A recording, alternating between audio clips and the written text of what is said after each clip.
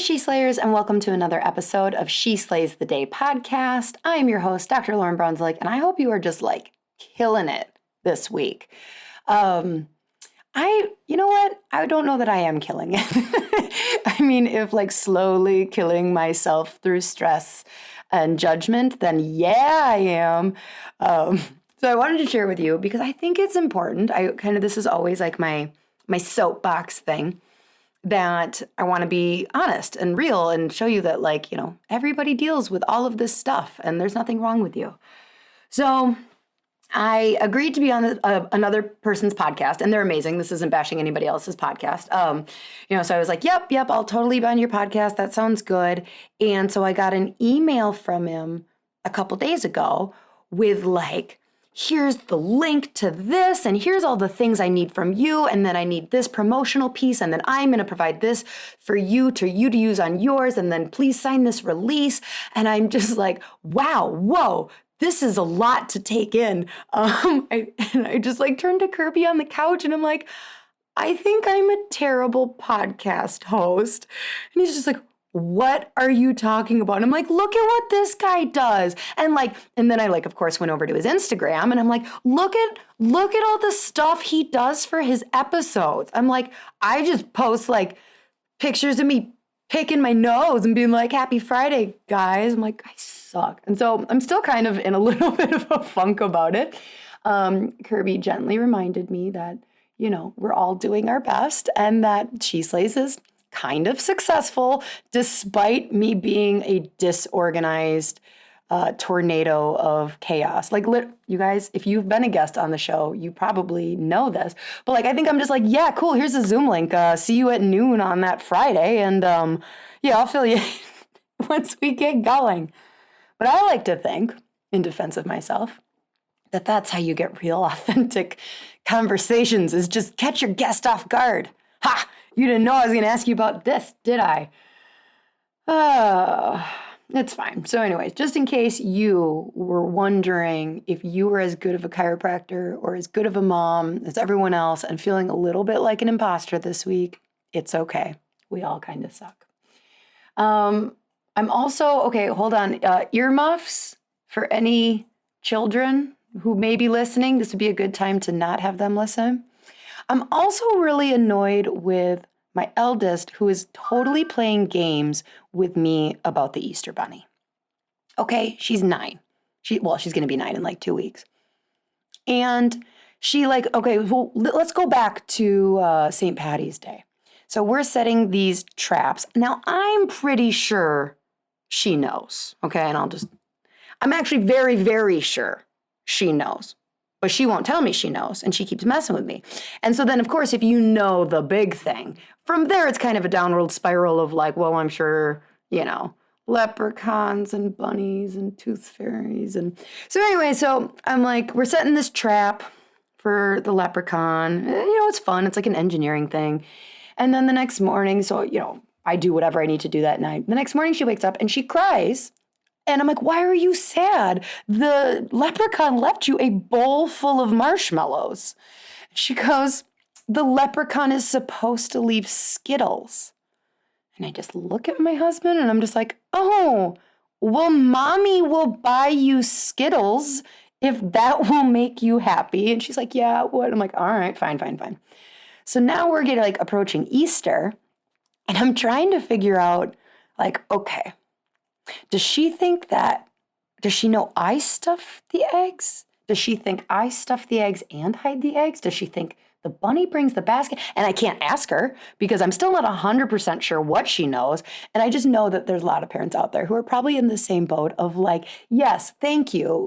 What will you just admit to me what you know and what you don't know? Because I am really stressed out as a mom and trying to be the best mom. And I didn't know that the leprechaun brings Skittles. If you could please also tell me, does the tooth fairy leave $5 for molars? I didn't get the book or the list. So all right, we'll return to normal programming. If your children are listening, your kids probably shouldn't listen to this show anyways. Too many swear words, people. Okay, it's time for our listener highlight. So this one is on Apple Podcasts. I always love when you guys take the extra minute to go to Apple Podcasts and leave a review. And this is from Sydney Roth, to be determined. And it says, love her. I am a newly graduated chiropractor. Opening a new practice and being 100% on my own is exciting, challenging, and stressful at times. This podcast has given me different viewpoints and insights that I appreciate very much and have put into practice. I look forward to her podcast every week. Woo woo! Thank you, Sydney, for supporting me, even though I'm a really mediocre / terrible podcast host. Just kidding, you guys. Just kidding. What was I going to tell you? There was an announcement. See, a good host would have this shit written down. Oh, I know what it is. We are getting closer to the re-release of our Reels course. The date has not been set yet, but it will be coming. And what will happen is with so there will be a price increase. You will not be able to get it for $39. I apologize. You should have bought it the first time. So the price is going up, but it will go to our email list and the wait list. So you don't have to be on our email list to be on the wait list. You can be on the wait list, but not on the email list, I think. I don't know. But anyways, we're going to be sending an email to people on the wait list and our email list with the lowest price. Like they'll get like a first dibs type thing. And then after that, the price will go up a second time. So if you missed out on the Reels course, we're also going to likely be, Kirby hates when I do this. I'm just like shooting from the hip. Pew, pew, pew. I don't know what we're doing. I'm planning on beefing it up just a little bit and making it a little more like Instagram for chiropractors. Just because when I made the Reels course, in making it, I didn't realize how much just of the information I was putting in there for Reels is just relevant to all of Instagram. And the stuff that I was teaching on Reels was like really good information for chiropractors to understand how to hit their target market using Instagram. Again, not even like just with Reels. So we're going to beef it up a little bit and make it just a little more Instagram for chiropractors thing with Reels heavy tutorial in there. So that's going to be coming at some point soon-ish. So make sure you are on the wait list. In order to do that, go over to Instagram and click on the link tree in my bio, and it'll say like join the wait list. Yeah, there we go. So today's guest is, you'll figure out real fast, is an old friend of mine. Not to call her old. She's not old, but she's a friend that I've had for a long time. She is a powerful leader. There is no other way. She has this presence. If you've ever met Bobbi Voermans, she has this presence that takes up a room that I am just jealous of. Like her heart, it fills a room with joy. And every time I interact with her, I'm just like, God just like dipped you in a little something special. Like she makes people feel special. And it's a skill that I definitely am jealous of. Because I don't know what I do to people. I make people laugh and then I don't know that, whatever. So she is a wife, a mama of 2 beautiful girls. Dr. Bobbi Voermans is the owner of 2 chiropractic offices in small town, rural Wisconsin. So yes, she is a Wisconsin rural girl like me. She graduated from Northwestern Health Sciences University in 2003. In 2015, she bought the office she had been running since 2009, which then established the Hometown Chiropractic Center. 2 years later, in 2017, she opened a second Hometown Chiropractic Center in Rhinelander. Dr. Bobbi was diagnosed with rheumatoid arthritis in middle school, and chiropractic care offered her hope as an adolescent girl, both in life and athletics. Dr. Bobbi's passion to grow chiropractic in her communities comes from the hope she found as a child. She prides herself by being surrounded by an amazing team of doctors and staff. When she is not at the office, Dr. Bobbi can be found on her family farm in the beautiful Harrison Hills. She loves to be outside camping, four-wheeling, and making maple syrup. Her and I are going to have a conversation today about opening a second clinic. Now, in hindsight, Dr. Bobbi and I may have pulled back the veil a little too far. I am so glad I opened a second clinic, and she says this too. It was great. I think the overarching tone today is like there is a lot of hustle. that is on a different level. It's emotionally exhausting. And so I don't want you to get too discouraged if you're like, oh no, I'm opening a satellite clinic in 1 month. You tried talking me out of it. No, we're not trying to talk you out of it. We are simply making sure, like when you talk to a new parent and they go, nobody tells you how hard this is going to be. That's this conversation.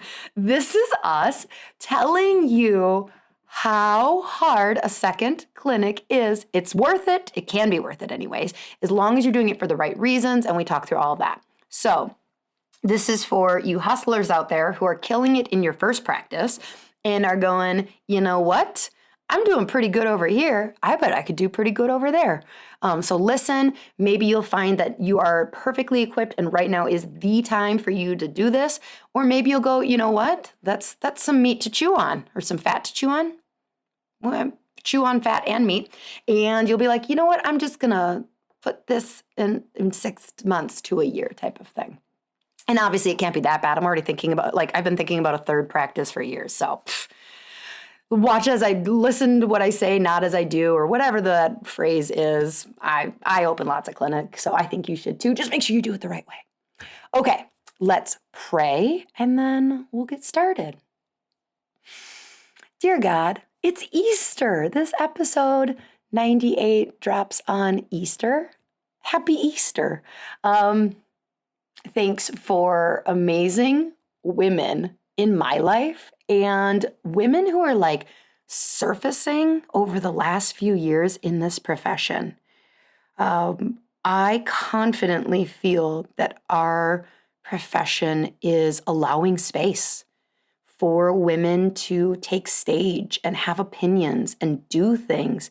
It is different. And I believe that women are not better and men are not better, obviously, but they provide, in order for this profession to do great things and have an impact, we need the energy of both, and we need both at the table, both full of that masculine, both people, both genders full of both types of energy, and that is where we are going to succeed in seeing just this space, conversations like this between two women with $1 million practices, just reaching a hand down to those behind us or below us or whatever and saying, yeah, come up here. Let me show you how to do this. And I want you to succeed in this because that's how we move forward, is helping each other propel.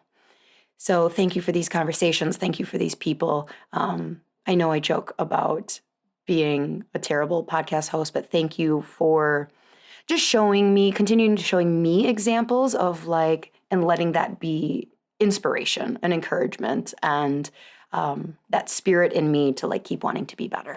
So in your name we pray, amen. All right, crew. So here is a fun conversation between me and one of my besties, Dr. Bobbi Voermans. Well, welcome to the show, Bobbi. Thanks, Lauryn. I'm so excited to be here. I'm so Kirby right away is just going to be like, damn it, Bobbi, you blew up the volume. Sorry, Kirby. Love you too. I knew that I was going to have you on, but damn, it's 90 some episodes. But when this airs, I don't know I think this will air on the south part of 100. But I really thought I was going to get you in faster than that. Sorry, girl. But it's okay. I love you. Yeah, time flies. So I am very excited. For those listening, you're not used to interviews that are in person, but this amazing woman lives in my state of Wisconsin. And so when I said, hey, would you be willing to be on the podcast to talk about, running 2 clinics and just being a badass, she said, only if we can do it in person. And I'm like, oh my God, that'd be amazing. So we're actually looking at each other's faces right now. It's the best in way. Person, and it's great. Okay. So I know everything about you, including your Enneagram now. But can you please just kind of give your background? Yeah, absolutely. I know it's a loaded question. It is a loaded question. Take all the time you need. However, the most important thing is I'm a chiropractor. Yes. Yep. And but why I started chiropractic is I have an amazing chiropractic story. I was diagnosed with juvenile rheumatoid arthritis when I was a 7th grader and told I would be in a wheelchair by the time I was in high school. And talk about a middle school girl going through something like that. Like, I was devastated. I was pulled from all my sports. I was, went into a depression state, which I can say that now, not knowing what it was then. I have amazing parents, so they pushed and prodded every direction. And when I sat in Marshfield, Wisconsin, which was the hubbub of healthcare at the time of growing up, and they told me my prognosis, my mom's like, there's no way. So then we started seeing a chiropractor. My brother was seeing a chiropractor for a wrestling injury, Dr. Jim Barr, and brought me to them. I ended up playing college sports. And so chiropractic really changed, obviously, not only my mindset because of I was able to get back to doing what I do, but it gave me hope. And I knew then and there that that's what I wanted to be. I wanted to be able to give hope to kids and families. Yeah. Yeah, I'm always jealous when people have really great. I mean, I've heard your chiropractic story probably like 7 times now, and I'm always jealous. I'm just like, I mean, not of the arthritis. That sucks. Yeah, it does suck. Yeah, sorry about It that. does suck. Sorry It about does. that. But just the like, man, I want a cool chiropractic story. Mine's lame. I once was on a podcast, though, and I knew they were going to ask because I think they had like told me. They were like a really organized host. So that, but also like lame because they ask the same questions to everybody. Yeah, you never know what you're going to get on this podcast. So I'm looking at the questions ahead of time, and there it is. Like, what's your chiropractic story? Or like, and I was just like, so I prepped that I was going to tell them that I actually got injured in a fire incident while I was a traveling circus clown. And I actually pulled it off for about 5 seconds. And I think it was Richard Letta that I told this to, I think, from the Chiro Inspired podcast. And he just looked at me and he just goes, wait, what? And I'm like, no, I'm just joking. But I'm like, you believe me for a second, right? So that's my goal. Most people would believe you no matter what you say, Lauryn. If they only knew you. I'm kidding. I'm just kidding. a terrible liar, though. So, like, if I could actually bluff, I'd be like, totally, that's my story. God. We're both open books. So. Absolutely. Yeah. Absolutely. Okay, so fast forward into career. How long have you been in practice? And so I graduated from Northwestern College of Chiropractic in 2003. So I've been in practice 17 years. I was an associate doctor in Green Bay, Wisconsin, and in Medford, Wisconsin, and then now in Tomahawk, Wisconsin, where I actually took over the clinic and ran the clinic for my child, my chiropractor in my childhood. And that's when I bought the practice from him in 2015 and bought our second practice in 2017. Now, was that an allied practice? It was an allied health. So did you have to buy that practice twice? No. Okay, so when allied, for people listening, you have no idea, like Allied Health was a conglomeration in Wisconsin. Mostly Wisconsin, right? Yeah, Midwest. Yeah. And docs had to like kind of like buy their practice from them when they. So so you only had to buy it once. I only bought it once. I was a shareholder practice, so the person that owned my practice was a shareholder in the corporation, so I just bought it directly from him. Got it. Okay, so when did you buy this, or when did you start the second clinic? So I started the second clinic in August of 2017. So you had been in practice 13 years? Oh, it's only been 4 years since you've... Seems like forever. I didn't know that... Okay, so tell people about, like, how that came about. Absolutely. So we had an amazing practice in Tomahawk, which was our first location, is my hometown. And we were at the point where I felt I needed growth in a direction. So we are contemplating, do we hire a third doctor? Because there were 2 of us. Or do I open a second clinic?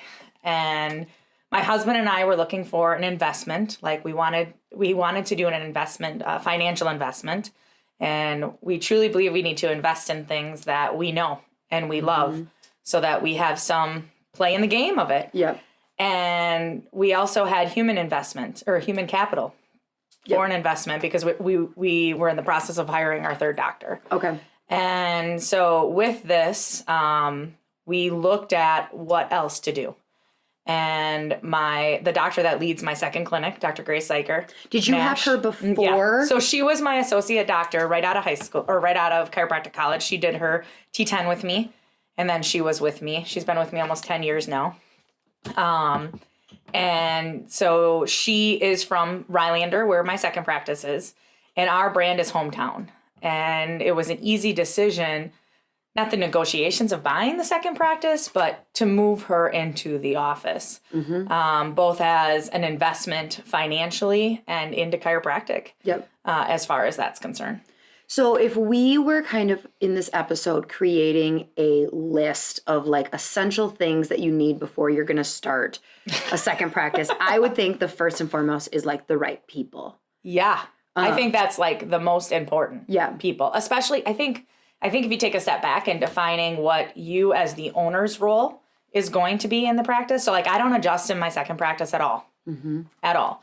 And Dr. Grace runs it. She's the lead doctor. She does a lot of the other day in and day out procedural stuff there in that office. I go in and maybe do some of the overseeing or CEO stuff, quote CEO stuff, in the office, and maybe go in when she's on vacation and see patients there.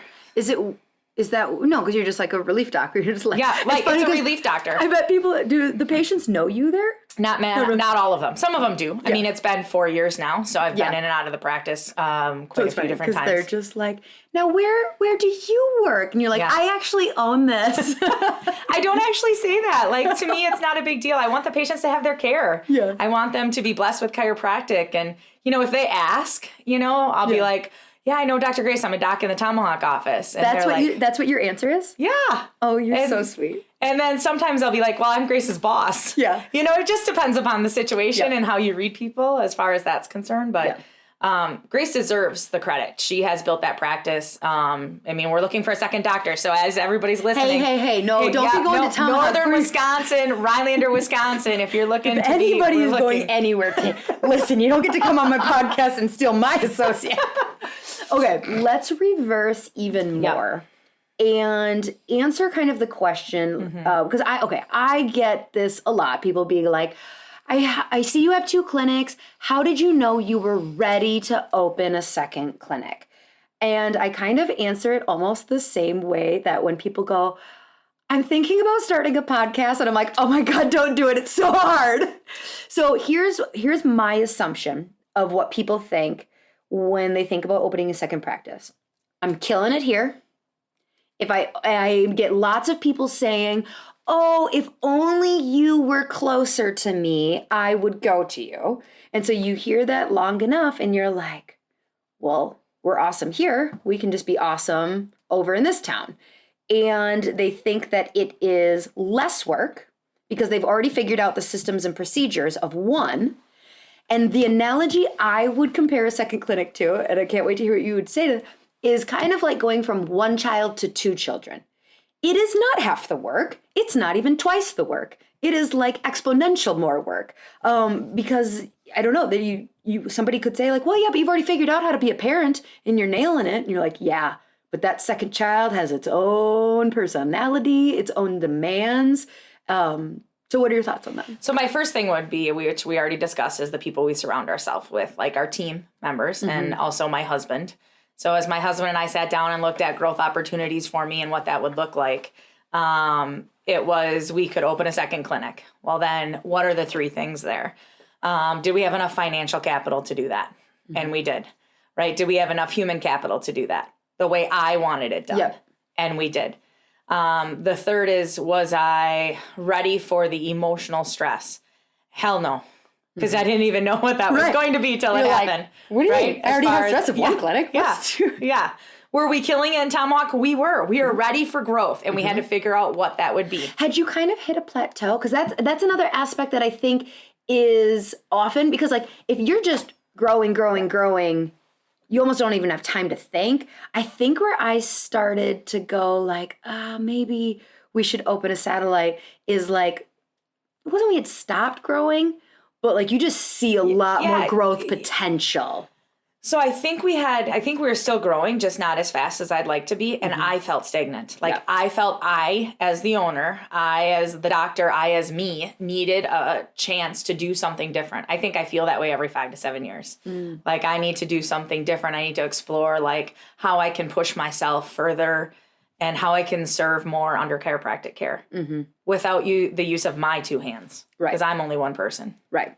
Okay, so I interrupted you, and I told you I was going to do my best not to do that. But you were saying, like, okay, so first with Grant, of like, you needed to check in. Did you have the human potential? The Human capital, financial capital, right? And the emotional. And the emotional, yeah, as far as that's concerned. So yes to 3, unknown 4. Unknown emotional capital, right, as far as that's concerned. And the drive. I mean, not only was it for me, but I truly believe in mentoring the younger generations of chiropractors. And I love doing that. Mentorship is work. Yeah, it is work. It is absolutely work. And huge shout out. I'm giving a shout out to Rachel Elliott, who just opened up her practice in Appleton, Wisconsin. So she was... also didn't come associate for us. Yeah, and didn't associate for me. Love you, Rach. I don't love you, Rach. And so starting to get bitter in this process. She was a high school student that worked in my office who's now a chiropractor, and things coming full circle. But I love mentoring. I love mentoring the younger generation. I love chiros that start. And Dr. Grace needed a push and a growth in a different direction than I could give her. Yep. Being under so me. You saw an opportunity. I saw an opportunity for her too. Absolutely. Absolutely. Did you just replicate your exact systems and procedures? We tweaked. We had to tweak. It's an open concept office in Rhinelander, and we were not open concept in Tomahawk. Okay. So most policies and procedures are replicated. And due to doctor strengths or staff strengths, it depended on like who does the financial ROFs in the office. But other than that, most policies and procedures are similar. So any doctor or any team member can go into the other office and pick up where they need to. And do they ever Not as much anymore. Okay. But yes, I mean, us in the Tomahawk office do Grace's vacation relief, Dr. Grace's vacation relief. And Dr. Grace came down when we had a doc on maternity leave and did Fridays a couple times a month for us. Okay. But team members, I did have an office manager that went to both clinics and did more back office work. But team members only go if there's an emergency. Yeah. So someone's out and someone else can't fill in at that office.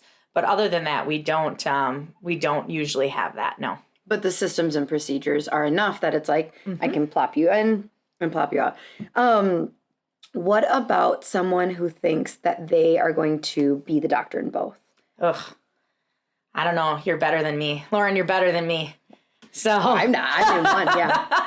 So, but I think that you need to really think about, I have kids and I have a family. I may not have been best about my boundaries, and I'm a workaholic. And so I would dive right into work and have to be pulled out quite a bit, which I'm doing much better with. Yeah, are you a control freak? No, I don't think I'm a control freak. Oh. Absolutely not. But I do like to work. Okay. Like, I feel like I've always had to prove who I was.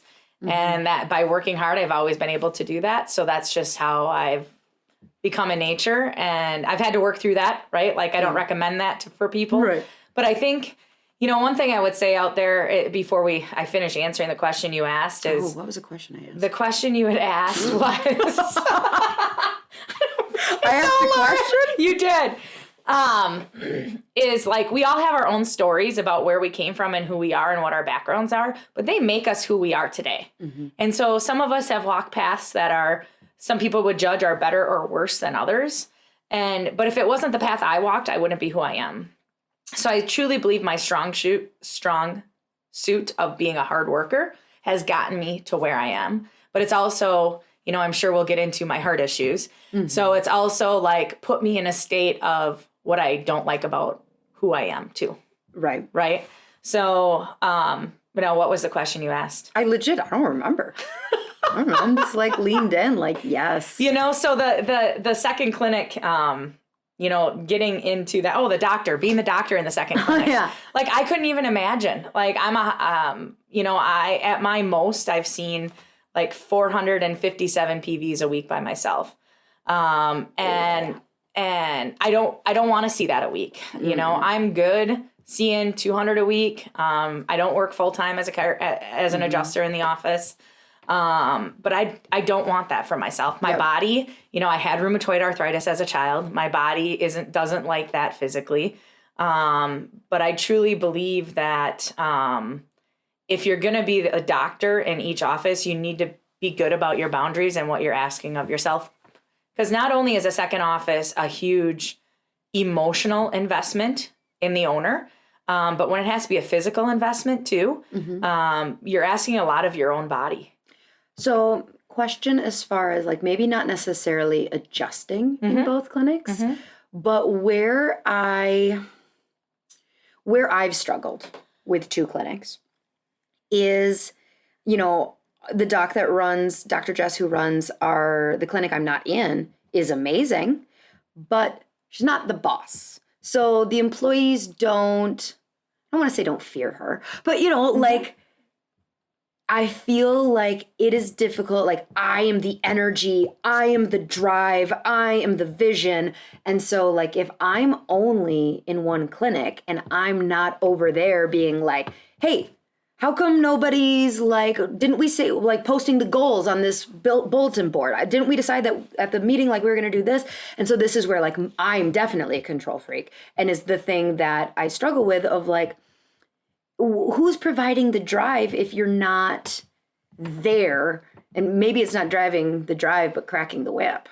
You know, so it's super funny you asked that, because if I've learned anything over the years, it's the more I let go and let Grace take that control, the more successful the clinic is, and the more successful I am, and the more successful she is. So Grace runs that practice. Like, I'm confident to say Grace runs that practice. If she needs help, she she asks me. And I mean, do I oversee things? I absolutely do, right? As far as that's concerned. But the team knows Grace's strengths and weaknesses. They know when she can push. Like, Grace does not like to see a full schedule. So like, they know she can't look at the schedule. Just adjust. You go adjust. And so Grace does way better if she doesn't look at a schedule and what her day is going to look like. So she has no idea who's showing up? Sometimes not at all. I mean, I look at the schedule and I'll still be like, you're here. Yeah. Were you on the schedule? Yeah. And they're like, yes. And I'm like, cool. So it's getting to know what makes each one of us click in different ways. But the more I let go, like, we set goals, and my expectation, like, are the goals individual clinic, or are the yes, goals? The goals are individual clinic, and then I have goals for both clinics together. And do you talk about your combo goals with the team? Yeah, we absolutely do. Not often, maybe quarterly. Do they really care how the other clinic is doing? I wouldn't say they don't care.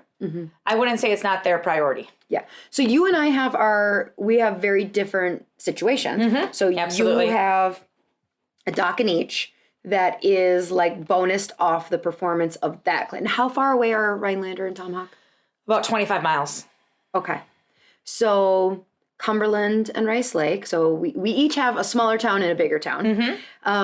So we're only 18 miles, but everybody like from the smaller town comes to the bigger town. And so when we set up our satellite clinic, we needed it to be that you could go to either clinic.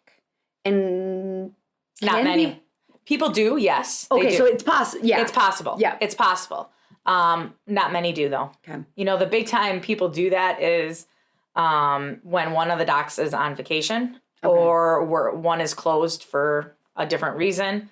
And or if like we're open 5 days a week in Tomahawk and Rhinelander's open 3.5 days a week. Okay. So like if there's a patient that needed more support, then they would come to Tomahawk on the days that, no different than if Cumberland was closed, then they would come to Rice Lake.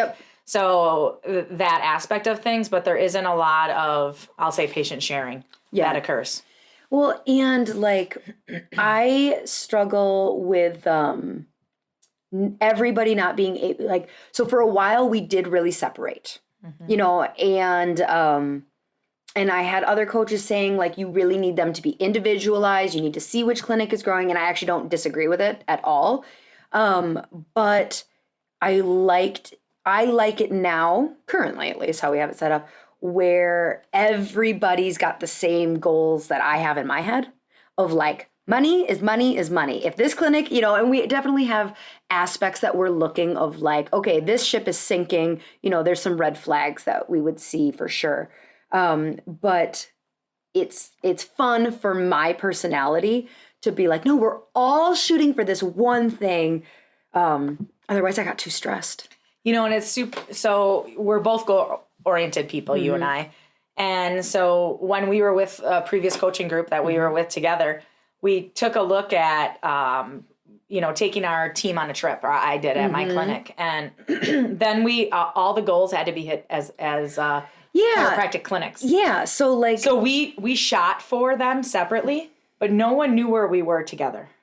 Right. Okay. And so, except for me. And so it was amazing to see how, if it wasn't for one clinic, we wouldn't have hit our new patient goals. And if it wasn't for another clinic, we would have never hit our when they were goals. together. Right. Exactly. So what do you do now? Like, do you have times where, so do you still do big goals? I do big goals. Okay. Yeah. So what happens if one clinic, have you had that happen yet? Yeah, absolutely. So where one clinic does that clinic not get to go? Well, we haven't done anything as far as that's concerned. Okay. But it would happen that one clinic would not get to go. No. It hasn't happened yet. See, and that's where I'd be such a chicken shit. Yeah. I would say it. I'd be like, okay, so if you don't hit your goals, you don't get to come to my birthday party. Yeah. And then if they don't hit them, I'd be like, you can still come. It's okay. Yeah. It's just, but I'm also a weak ass parent. So, so I've really thought things through differently as far as I really want to spend time with my doctors learning and growing. Mm-hmm. And so each year I take a doctor on a trip. And so we do that a little bit separately now as far as the doctors are concerned. So Dr. Kelly and I went to Cal Jam together. And then I took an extra day of vacation. We just hung out on the beach and we talked about what we learned in Cal Jam and how we wanted to maybe implement some new things. Mm-hmm. But it was her and our time. Dr. Grace and I, we did a Dells weekend with our families. I would have preferred the California. I know you would have.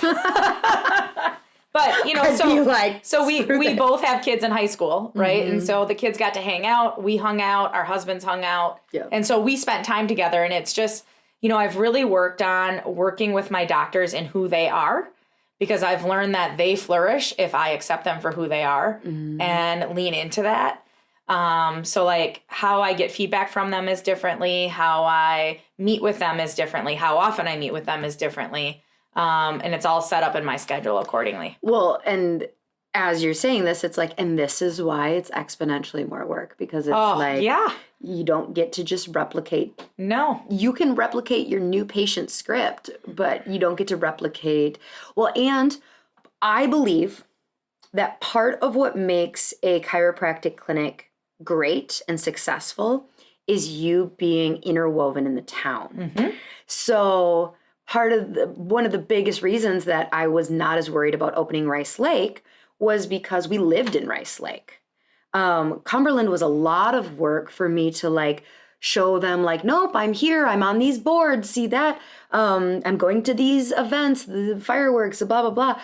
But in Rice Lake, my kids were going to be going to the school. I grocery shop there. I do small business there, on the weekends. And so if you own a practice now in the town you live in, and you're looking at opening a clinic in a town you don't live in, that's where it's whoa, damn, exponential more work, because it's you might need to switch churches. You should probably, go to church in that other town for a little while. You should probably think about putting your kids in activities in that town for a while, because so much of marketing is look, I am here and a normal person and having these talks and meeting people through that. And that's what makes it so hard. Well, and I think one of the reasons why Rhinelander is so successful is because that was strategically planned out before I even made the decision to open a practice. So Grace is from Rhinelander. Our brand is hometown. We're intertwined. So Dr. Grace is from Rhinelander. She coaches the downhill ski team. Her stepdaughter goes to school at Rhinelander High School. Her husband works for the hospital system. She had already been woven into the Rhinelander community, and she traveled to Tomahawk. Mm-hmm. And, it's amazing. Plus, I have two sisters. I mean, I could go on and on about the connections we have in the community. But you're not wrong. The energy, I think a lot of people, no different than, hey, I'm going to start my own clinic, right? Mm-hmm. Until you're deep down in it, you don't realize the amount of stress that you are going to need that how much energy, we talk HRVs, how much reserve energy do we have, right? Yeah. To continue to pour into things before us as leaders and CEOs are like, please, God, help me. Mm-hmm. You know what I mean? As far as that's concerned. But it definitely, the intertwining between clinics and the intertwining in the community is, for small town northern Wisconsin, is a necessity. Oh, do you think it's not a necessity in a big town? I mean, this is just us two small town girls guessing. I don't know that answer. I don't know that it's, I don't know that answer, to tell you the truth. I mean, like, I grew up in a small town. That's all I know is a small town. So I don't know the answer for that as far as that's concerned. Like, I talk about it because no anonymity in a small town. WJJQ, our local radio station. You want small town? Like, we do a live radio show every Friday morning at 7:55. You don't get to do that kind of stuff in a big town. You know what I mean? So you walk into most places in our hometown and that radio station is still playing in most shops and most restaurants. We had it playing in our clinic till our radio went out. So, but I mean, it's small town stuff.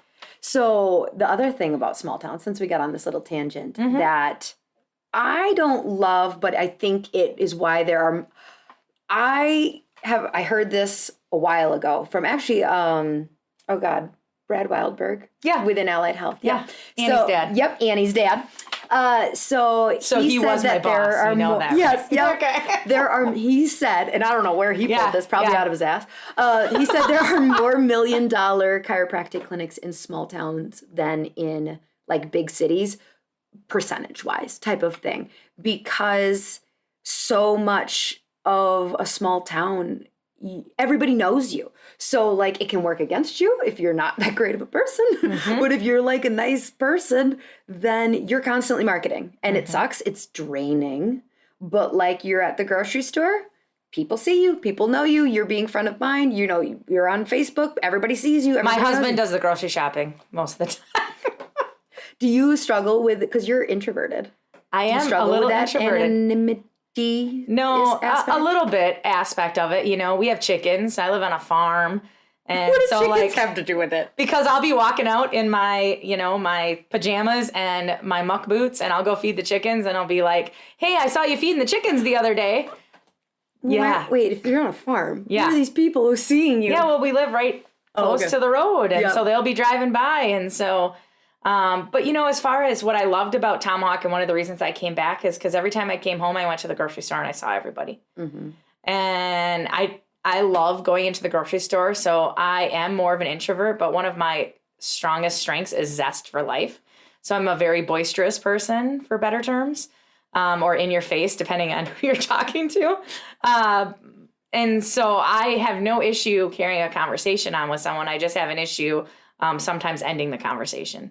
So it doesn't bother you to it doesn't go into bother their me. store and know multiple people. No, not at all. My kids, when they come with me, it bothers them. But that's interesting. Yeah. So like we talked at lunch how I hate the introverted extroverted system, but you would claim to be introverted. I would, but nobody would call you that. No. I, as a 3, am supposed to be, a performer, a very like loving the limelight, and I do, but only on my terms. And so I can see that in you, Lauryn. Yeah, right? Back to the control freak.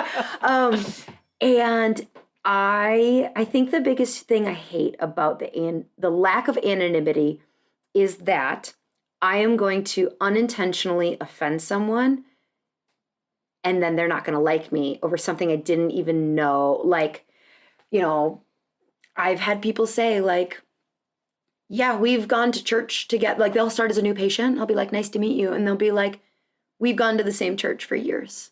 And I'm just like, I mean, have we actually met? And they're like, no, but I've seen you. And I'm like, yeah, but I don't know who you are. Like, come on, that's not fair. And so like, it's, that stresses me out. And I can totally understand that. It's good growth for you, Lauryn. It's good growth. It's good growth. Push your, growth only occurs outside your comfort zone, girl. Well, and you got a ways to go with that. Okay, so HRV. Let's talk about the stress and kind of like, so you opened the clinic in 2017, and your heart stuff was That was end of 2018. Mm-hmm. Okay. Talk about that a little bit. So, I have an amazing husband. I have a Kirby, right? And he's amazing. He took a lot of the stuff when we started the clinic. He was the go-to for anything that went wrong, or we own the building, so there's a lot of stress. It's not only the business, but the building. Mowing the lawn and blah, blah, blah. Yeah. Mm-hmm. So, my stress level was high. I'm a high achiever too. Like, I push myself really hard. And it was a struggle, getting the first, it wasn't a struggle actually getting it started, but, making sure that it was performing the way we wanted it to perform. The second clinic. Numbers wise? Collections, everything wise. Okay. Dr. Grace is amazing. She sees between 2 and 250 now a week. The clinic we started with was like 70 to 90 a week. Okay. So, she brought that up and has been pretty consistent now for the last like 6 to 8 months between 2 and 250. But if we backtrack to when it started, it was up and down and up and down, right? Anytime you buy a practice versus start your own, it's, some people just don't mesh with your energy. And, learning to not take that offensively versus being like, okay, they just don't mesh. We just don't belong together. Yeah. But that always weighed on my shoulders. Whether, is it going to be successful? Is it going to be, are we going to make enough money? Are we going to make ends meet? In addition to, I still have a full-time practice and another doctor and another team in the Tomahawk, and trying to make sure and maintaining that was being as successful as it could be also. So, fast forward in February, March, I started not feeling good in 2018. Lower energy. I did a cleanse. I felt amazing. Probably the best I had felt then mid-March. And I started, some of our busiest time in the clinic was between February and probably August of that year. And then I started not feeling like my energy, like winded, right? Like I would go for a walk and I'd be like, why am I so winded? And then I started not feeling good at all. And we were going to California to do a conference in October. I hop on and, the last 90 days of the year, I'm always, taking care of myself and looking at it strategically in a different way. So October 1st, I get on the treadmill and I can only do 1 minute before I had to stop. Like, what the heck? I can't breathe. So I hop in the shower, head to work, and it just progressively got worse. And then in November, it got a little bit better. And so I thought it was, I spoke on stage out in California. Oh my gosh, that is right. That happened like weeks before that. Yeah. So I spoke on stage in October, and then and then it was hunting season in northern Wisconsin. And so we're out hunting, and my daughter shot a deer and we were tracking it, and I couldn't keep up with them. Like I was doubled over in pain. And so finally I was in church on Sunday after Thanksgiving, and I couldn't even stand because I was in so much pain. And I go home, and I'm maybe a little stubborn, just a little stubborn. She's not a control freak, but she's stubborn. And so I get home, and I call my husband who's at the hunting shack, and I'm like, I'm heading to the ER, which for me to say was huge. And so I get to the ER, and my blood pressure was like 280 over 190. Oh my gosh. And they're like, how are you still standing up? And I was fine. I carried out conversation. My breathing was fine. I wasn't labored. I was in severe pain. So they thought at first maybe I had a cancerous tumor on my adrenal gland. And they saw a little abnormality in the EKG, so they had to rule out anything to do with my heart before that. So they scheduled me for a procedure the next day to check my heart out, and they went in and sure shooting had 99% blockage in the arteries of my heart. 99 in one and 90 in the other. And so I had 2 stents put in. 99%. Yeah. And so my HRV was tanked before I went in, and it took probably, I don't think it's still the best it should be, better than it used to be. But yeah, so stress is huge. And so if you would ask me right now if I'd want to open a second practice, probably not. Like a third practice, or like you're like no, if I had to redo it Yeah. and I had been through this beforehand, I don't know that I would redo it. And Am I glad I did it? Absolutely. Yeah. Positively. But in my opinion, if I go through things like I went through where I come out of it and the doctor's like, I don't even know why you're still here. I don't know why I've never had a heart attack. I have no dead heart muscle. But the doctor is like, I don't know how you don't have dead. I mean, you have 99% blockage, which doesn't happen overnight. Your heart's been under stress most of your life. I was 40 years old when that happened.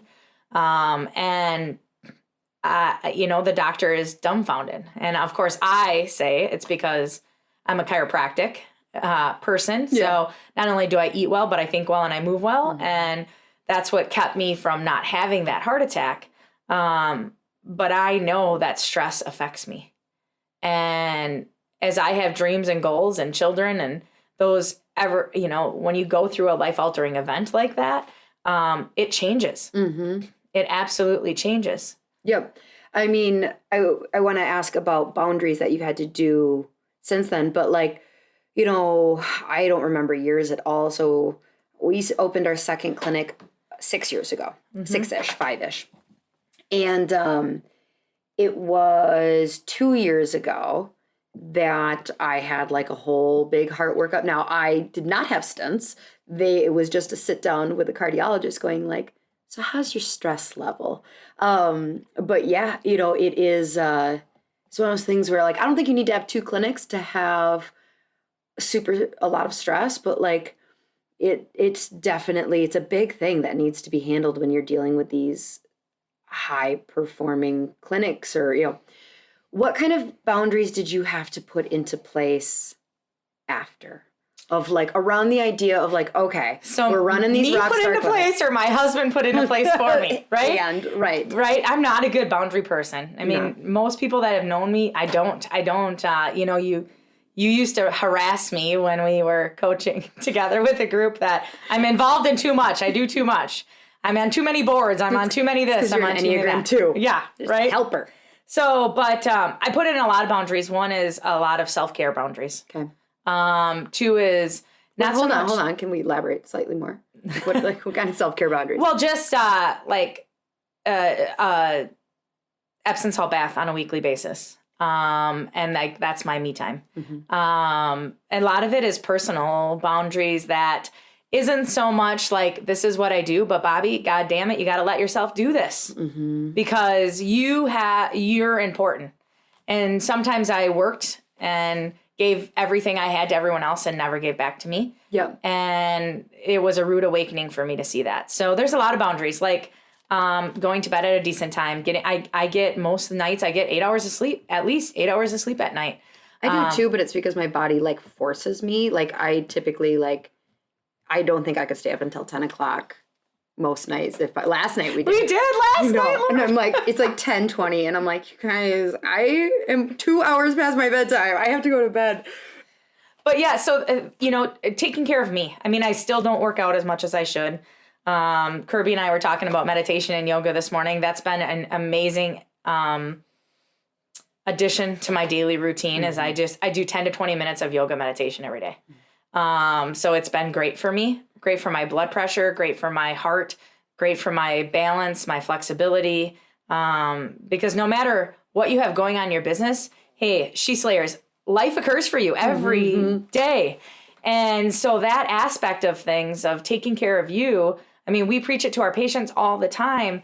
And as we get down into the business, we sometimes forget that we need to do it for ourselves. Especially as we're high achievers and want to help and change lives. Well, that's what I was thinking while we were talking, and you're saying this, how you kind of force yourself to take a bath. And I'm yeah, isn't that true? I would say that it is a personality trait of somebody who's well, yeah, I have one thing going great, and now I need to do a second thing because I had 5 minutes of rest of so I'm going to start a second clinic, and then maybe I'll even start a third. Might tend to be kind of that workaholic mind frame for someone who's I have time. I should start a second clinic, and we don't want to rest. Yeah. And so that's part of the problem. Is I don't know if there's a ton of people who are naturally really good at balancing the rhythms of rest and work, going able-mindedly going, I should do more work. Right? You can learn from people like that. Broken people that are like, what do I even do with Wednesday mornings? Right. I should start a second clinic. Well, and you talk balance, because I don't know what that is. I'll be honest. I'm a in it person. So if I'm at home, I'm in it. If I'm at work, I'm in it. And if I'm here, if I was here with you like we were last night, just hanging out as friends, that's where I am as far as that's concerned. But I don't even know if I know what balance means, to be honest. That aspect of things, I got to hang out with your team this morning at the clinic, and, they're like, if Lauren's not at work, she's still working. Yeah. As far as that's concerned. Started a damn podcast. Yeah, right? Absolutely. Absolutely. But it's amazing. I mean, chickens. What? Maybe I should get chickens. So maybe I could Don't add more. Oh my gosh. Don't add more. I think I'm going to add chickens. Definitely going to add chickens. Oh, the eggs are nice in the morning. Well, okay. So one boundary I know that you have talked about is how many problems get to you. So you've kind of talked around it multiple different times of having the right people, but that's a boundary that you need as when you are employing multiple people. So if you got 2 clinics, you got multiple people, multiple docs, and sometimes just because you're the one who's signing the checks, there can be, especially if you're in a control freak, there can be this idea that everything needs to be run by you. And so, you've talked to you have to set that boundary of don't present me with that there are people for that. Absolutely. And, so a couple things. One is I hired a personal assistant, which has been a godsend. She's virtual. So she's been a godsend for me. She works 10 hours a week, and she does a lot of things that I don't, researching, right? Scheduling my flights that I'm leaving for Florida with on Monday, and, doing things that I just don't have the time to do. Hey, I need you to order this for me. And, so she does a lot of things both in the clinic and personally for me, and it's amazing, which made me go, there's a lot of stuff off my plate. At work, I just took everything that didn't need my energy and made a list of it and started dispersing it to people that I felt were confident and good at what they did. And I'll be honest, one of my strong suits is I trust easily. If I say something, can you do this? And you tell me you can, then I think you're going to do it. And have I been burned by that? I have. But it's just allowed me to get things off my plate and set things up, and knowing that things were getting done, and they have been. Again, guys, have I been burned? Yes, I have.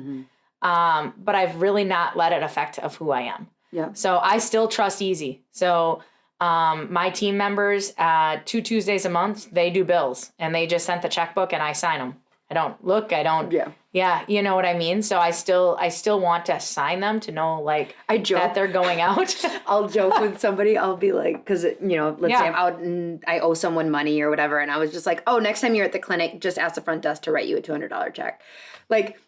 Anybody could walk up to our front desk and be Lauryn said to give me a check for $500. And they would just be all right. Lauryn said, okay. You gotta stop saying that, Lauryn. I know. You gotta. I'm just I don't know. I delegate too much. Too much. And I wouldn't say that. I would say, I always tell everybody my most important thing is to work me out of a job. So I don't want to be if I don't want to be at the clinic, then I don't want to be at the clinic. I want systems and procedures and people to know their worth at my offices where I don't have to be there anymore. And when it comes to that, then it's time for me to totally be gone. Yep. And I'm okay with that. You and I were just having that conversation this morning about if we ever would sell our practices. And, I by far would sell. If Dr. Grace wanted to buy the second practice, wholeheartedly, she would have the opportunity to buy the second practice. If there was someone that came in the next 10 years and wanted to buy the Tomahawk practice, I possibly would just sell it to them. That's crazy. I know. So you said systems and procedures. We did a really bad job with the checklist, but somewhere in there, we've said a lot of things, but it's more of I spy. You're gonna have to find this checklist. Another huge thing for starting second clinic is you better have ironclad systems and procedures. Yeah, absolutely. Ironclad systems and procedures, time to train people on them. How do you set up your timing for training? I was wondering that. Like, because you said, like, it's in my schedule. Yeah. And I was going to ask. Like, I do a doctor training on every Wednesdays during our lunch hours. So I do 3 of you? 4 of us. 4 of us, sorry. Mm-hmm. So the 4 of us. So during COVID times, which we could talk a whole podcast on COVID times, but during COVID times, we met on a weekly basis every single week, all 4 doctors, just to talk about patient care, struggles. It was a bitch session in addition to like what kind of support each of us needed personally and professionally. But we team train every Mondays. We team train every Mondays. In person? Nope. So virtually? We're virtually with both clinics, and then we'll separate and train separately. If there's things that it's individual clinics as far as that's concerned. So like Grace is a solo doctor. We are not. Right. So scheduling and that type of stuff is slightly different. So we do training. I have Dr. Kelly and I meet on a weekly basis. So I have a weekly time that's out of my schedule and her schedule that we meet. Dr. Grace and I meet on a monthly basis, but she emails me her wins for the week on a weekly basis. Dr. Zoe emails me, and we meet twice a month. So every single one of us, as far as doctors are concerned, meet on a different basis. Yep. But it's best what I have learned about who my doctors are and how best to support them. Yeah. Sounds exhausting. It isn't actually. Yeah. It's one of those things that fire. I do love that. Love it. You're so good at absolutely. It. I do love it. And it is, if you think a second practice is because like I feel like I can't do anything more, reach out to Lauryn, because it's not about that. Mm-hmm. You have to have enough passion to want to serve in chiropractic and enough emotional energy to open that second practice. Yep. But most importantly, I mean, you got to believe in yourself, and I don't know how many times you said badass this morning. But you have to think that that you're the badass, that you're able to serve these people through chiropractic care. Mm-hmm. And you have a team that can do that for you. Yep. That's beautiful. Final thoughts. Anything that we covered a lot of things. We did good. Yeah, I don't know. I mean, I know Lauryn's an Enneagram. So when I hire, I do via character strength. Mm-hmm. And so every single person that I hire has to have that done, and I have to analyze it before they get to be hired into my office. Because I'm pretty particular that we have certain personalities that come in that fit into the team that's already amazing. Yeah. So, when you hire into 2 offices, that's a huge aspect of things. That's something we didn't cover. But I just feel that, opening a second office, while it's been a huge blessing in my life, and I had told you earlier, I used to have a goal of 5. I don't know that I'll ever do that. Yeah, you did. Yeah, that's right. You told me that, and I was like, ugh. Yeah, I don't know that I'll ever do it, because I have a lot of other dreams and aspirations that have come together now, and not just for me, but for my family. And, but opening a second business is, while it's amazing, it is a lot of work. So if you are up for the task, reach out and connect. And I mean, I'd be glad. I answer questions weekly from people that have 2 clinics. How do people reach out to you? Inbox me on Facebook, or, they can direct message me on Instagram. Call me at my office in Tomahawk. It's Hometown Chiropractic Center. I'm a pretty easygoing person. Yeah. So. I was going to say, you want them to call you? Yeah. Don't call me. Yeah. I can't promise I'll return your call, but she'll do her best, because she's a 2. Yeah. Let's be honest. Exactly. She's going to do her damn best to return. Exactly. Okay, She Slayers, thank you so much for spending this time with 2 friends. Did you know we were recording this? Did you know this conversation was recorded? It started like I knew we were recording, and then it just got to be like... This is just us talking. Yeah. Just us talking.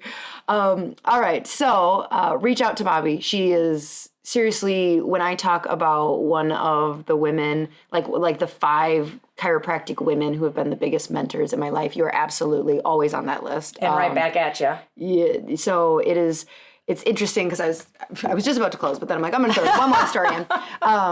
I was reached out to by a I forget the name of the club or whatever. It's very Enneagram 8 driven, of are you a powerful, high-driven chiropractor? You should be in this club.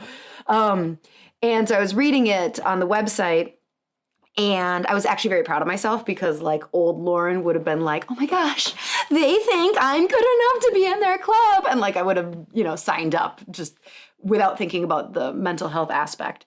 And I was like, let's see if what this has to offer me and whether it's good. And it was talking about in their like verbiage on the website saying like it can be very lonely at the top, and that a lot of high-level chiropractors don't have other high-level chiropractors to like talk to. And when I read that, I knew like, oh, I don't need this club, because it was just like, I'm so blessed to have people like, we're a kick-ass clinic, and I have so many people who are like, their clinics are more successful, and I'm just like, damn, you're inspirational. So thank you for being a friend. You're welcome, Kirby. All right. Lauryn, thanks for having me. I appreciate it. Love you, girl. Love you. All right, She Slayers. Until next week. Bye.